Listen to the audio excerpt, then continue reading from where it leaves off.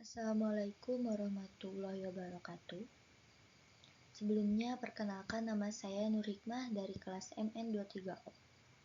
Di sini saya akan mempresentasikan mengenai topik yang sangat strategis dalam dunia bisnis modern, yaitu aspek sumber daya manusia dalam bisnis retail. Dalam peran strategis SDM untuk meningkatkan kinerja perusahaannya. Dalam presentasi ini, kita akan menggali lebih dalam mengapa SDM menjadi faktor penentu kesuksesan bisnis retail dan bagaimana strategi pengelolaannya yang efektif.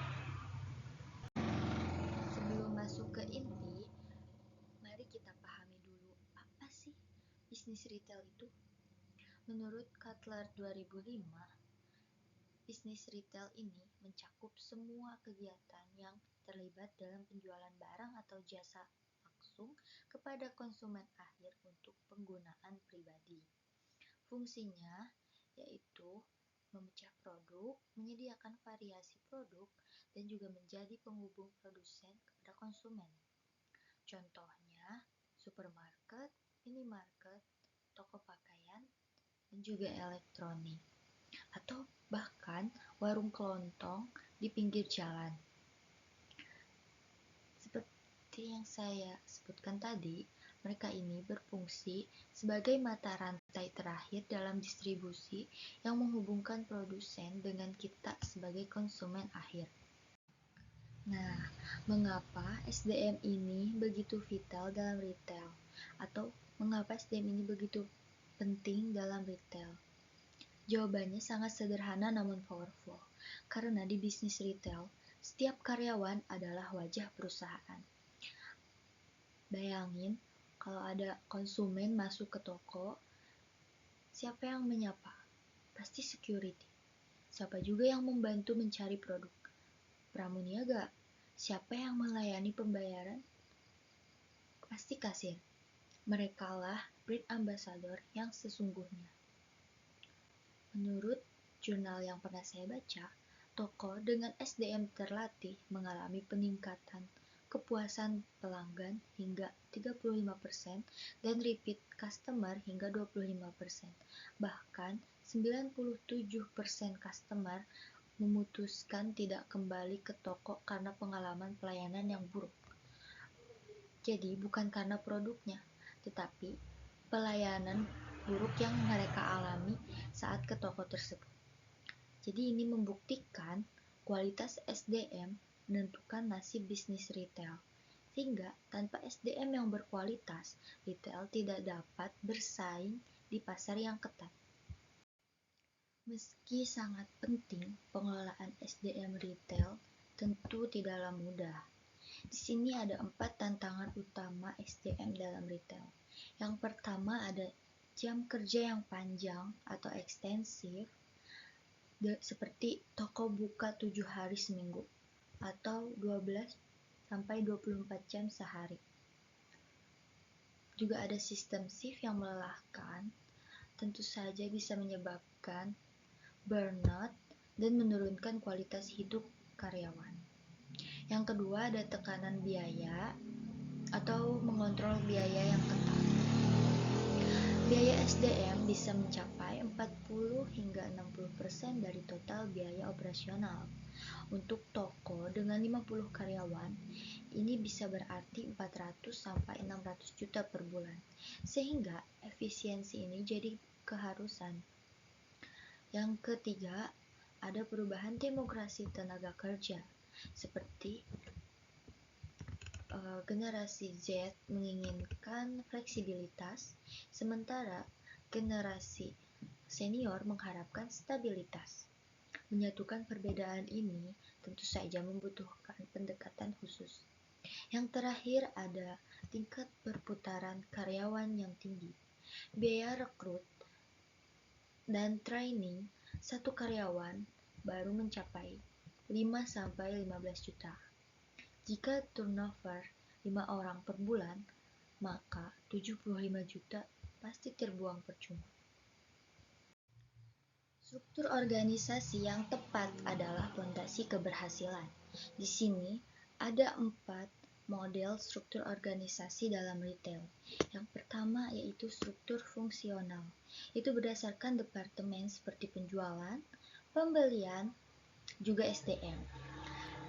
Cocok untuk retail skala kecil hingga menengah.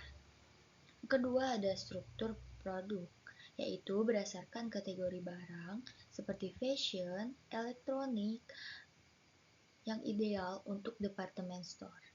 Yang ketiga ada struktur geografis, yaitu berdasarkan wilayah operasi, sesuai untuk rantai toko yang sudah tersebar.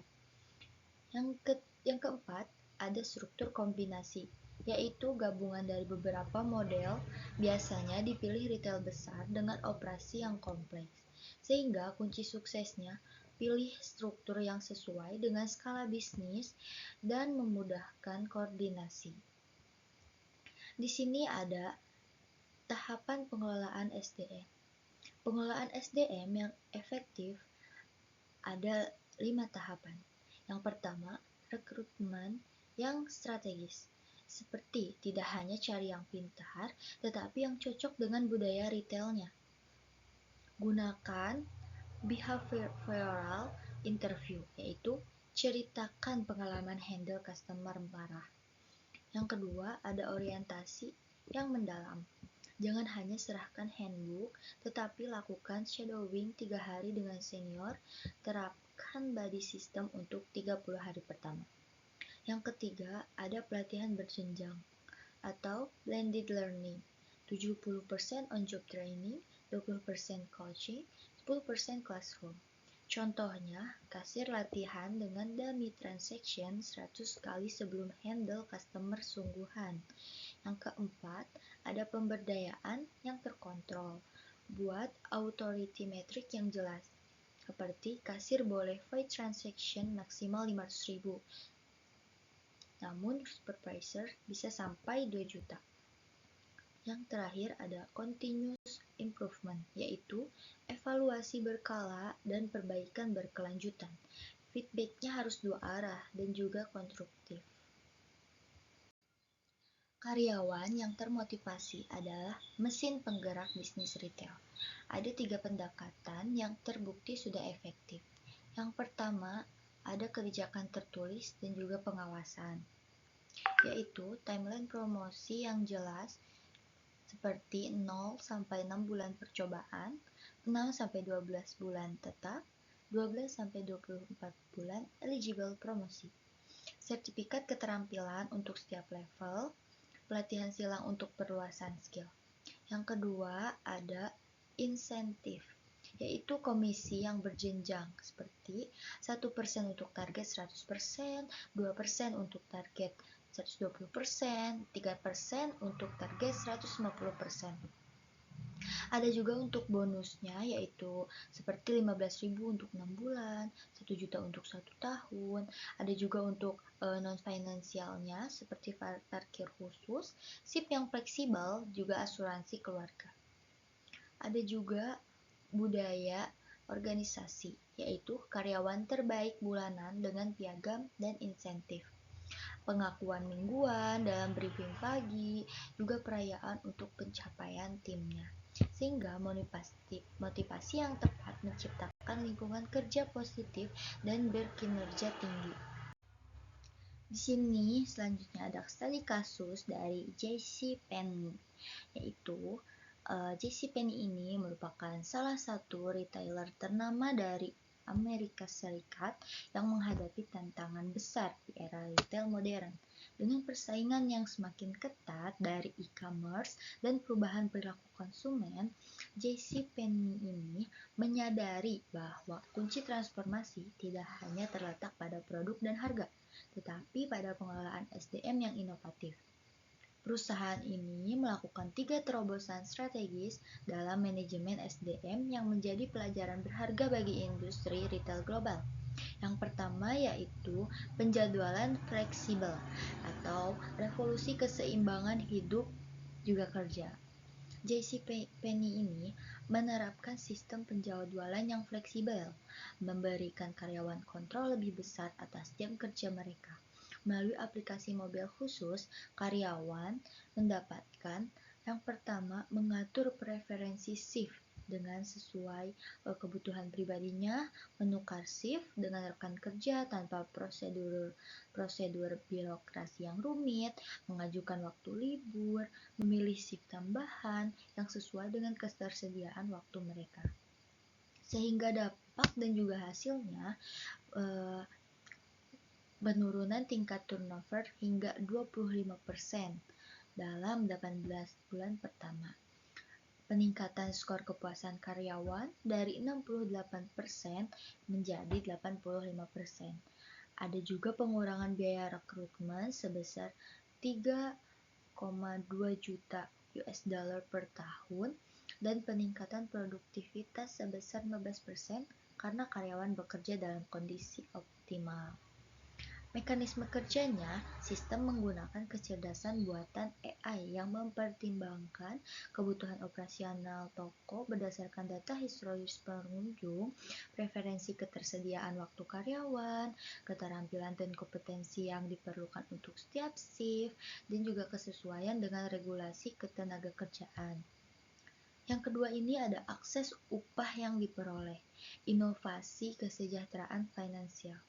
Berdasarkan survei internal, JCPenney ini menemukan bahwa 35% karyawan mengalami stres finansial di antara periode gajian, yang dampaknya pada produktivitas dan fokus kerja, tingkat absensi dan keterlambatan, kualitas pelayanan kepada pelanggan. Sehingga solusi yang diterapkan dalam perusahaan ini yaitu meluncurkan program on-demand pay yang memungkinkan akses hingga 50% dari upah yang telah diperoleh kapan saja.